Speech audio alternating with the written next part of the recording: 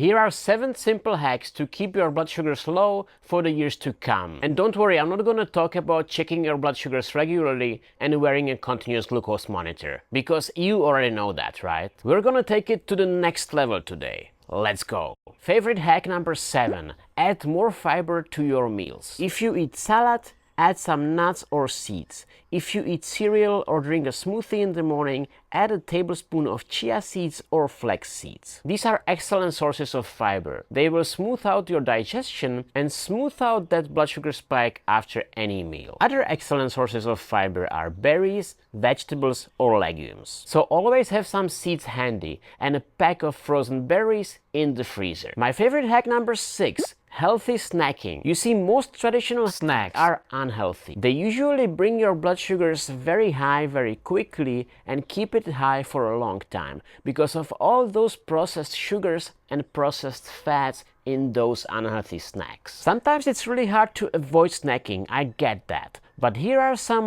more blood sugar friendly options for you. Switch from potato chips to popcorn.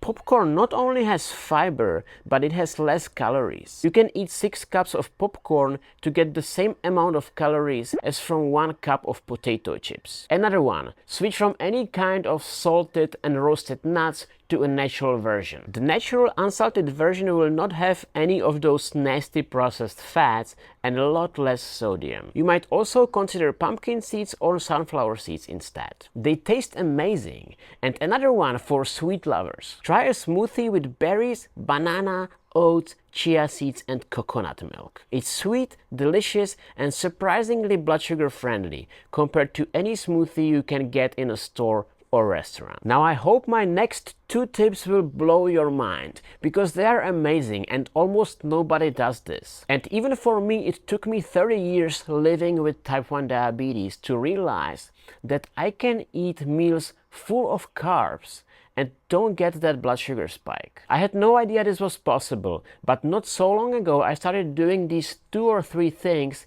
and they really work. Did you know that if you have a plate with a meal in front of you, your blood sugars will react differently depending on the order of the individual components of the meal in which you eat them? Let's take an example meal of rice, beans, piece of fish and salad. If you start with rice, your blood sugars will explode, especially if it is white rice, which is processed. But if you eat your salad first and then your meat, then your beans and leave the rice at the end, your blood sugar spike will not be so fast. When you eat carbs after fiber, fat and protein, the digestion of carbs and the rise in glucose is much more gentle, making energy from the carbs last longer. And by the way, if you take insulin with your meal, make sure you take the right dose depending on the amount of carbs in that meal. But what is also important to take the right dose at the right time. Sometimes it's necessary to take the insulin up to 15 to 30 minutes before the meal. Otherwise, your blood sugar will spike too high before that insulin starts working. This method of taking the medication in advance of your meal is called pre-bolusing. And I have a full video about it. You can check it here. Just click on it. That was number 5. Moving on to my favorite hack number 4. See, the main reason why your blood sugars are high is probably your insulin sensitivity. Even if you're type 1 diabetic, you might be insulin resistant. But you can reverse that insulin resistance if you start eating the right foods. Try to eat primarily whole foods and completely eliminate processed foods from your diet. That, my friends, is the key to stable blood sugars. I mean, this is not really a hack, it's a common knowledge, but I was shocked how much impact it had when I started doing it consistently. It was huge for me. In the initial phase, I completely stopped eating any highly processed or packaged foods. All those pre-made meals that you just throw in the microwave.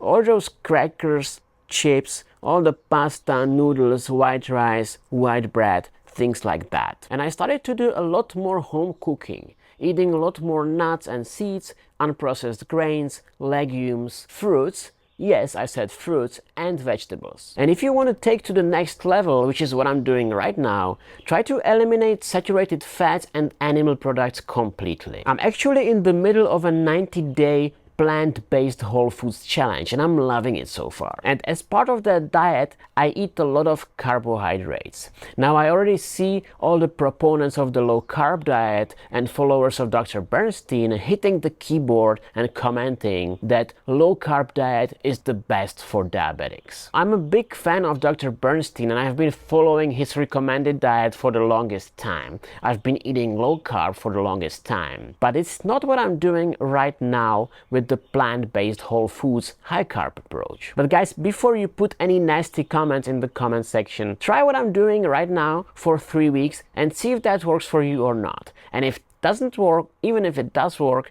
comment below and let me know how it was. You might be surprised, by the way. I was definitely surprised. Now, one word of warning if you use insulin or any other diabetes medication. When you start a whole foods diet, especially if you eliminate animal products and fats from your diet, your insulin needs might go down significantly. So be careful when you do something like that, and always work with a specialist to give you some guidance, just to make sure you don't get into any dangerous low blood sugars. My third most favorite hack to lower blood sugars is using a meal planner, and this helps me to stay organized when it comes to shopping for groceries and meal prep. The one that I used for over a year is called Clinio. I learned how to make so many really delicious and diabetes friendly meals right there in the Clinio app. The app can help you build your own blood sugar friendly meal plan as well. You just need to go through a quick 2-minute questionnaire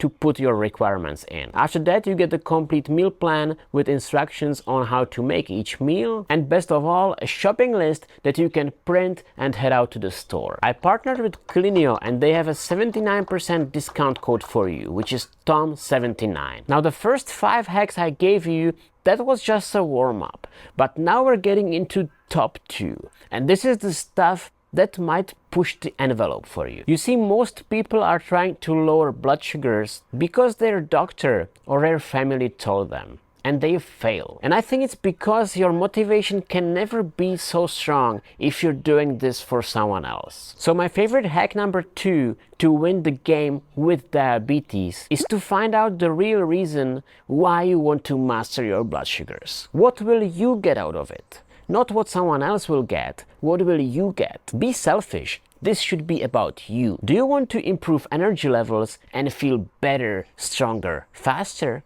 Great. Do you want to be able to spend more quality time with your children and grandchildren when they grow up?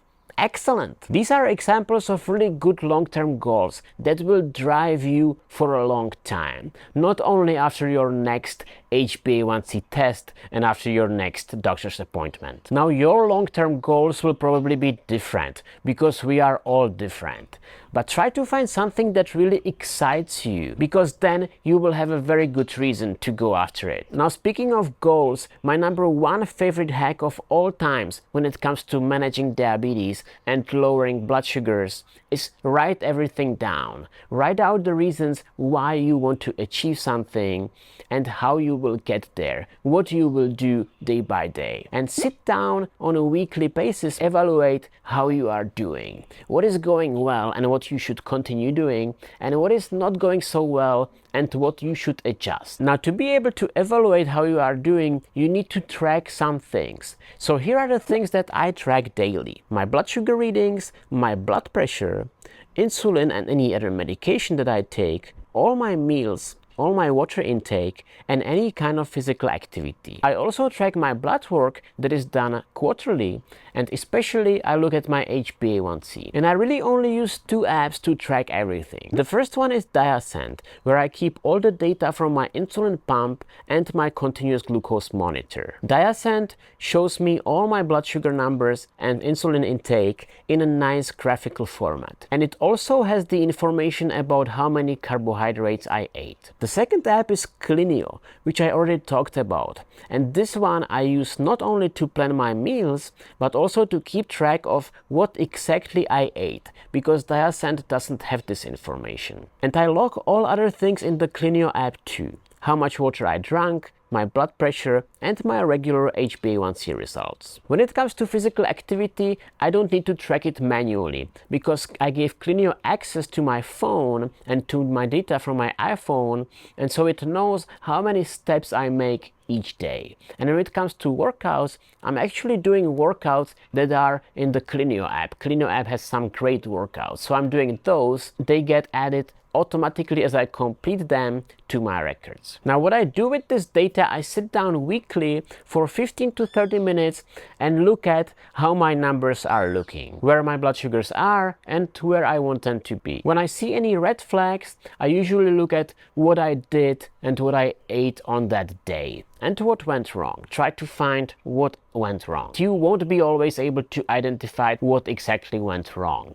but in most cases you will. And once you find out what went wrong, you will know what you can change in the future to eliminate these hiccups. The thing is, diabetes and keeping blood sugars under control is one of the toughest things you will ever go through. But here is one bonus tip for you. Start your day with perfect blood sugars. You can learn how to do that in the video on the screen right now. If you want to know more about the changes I made to my diet and how I reduced my insulin intake by almost a half, check out my Patreon, because in one of my bonus content videos I share how exactly I did that. Link is below. I will see you there. Ciao.